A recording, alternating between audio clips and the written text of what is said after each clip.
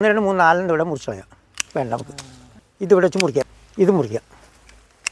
Tea ആകൃതിയിലൊരു ഇതുണ്ടാക്കണം. വട്ടത്തിൽ ഇതിങ്ങനെ മുറിക്കുക. ഒരുപാട് താത്തണ്ട. ഇതിങ്ങനെ ഒരു മുടി കൊടുക്കുക. അതായത് അതിന് നടുക്കുന്ന ഇങ്ങനെ ഒരു വര ഇങ്ങനെ വരിക. ഇങ്ങനെ തൊലി കണ്ട തൊലി ഇങ്ങനെ അകത്തി നിർത്തും. കണ്ട അതെ. ഇതിനെ നേരെ സെൻറ്ററാണ് പൊളിക്കുക.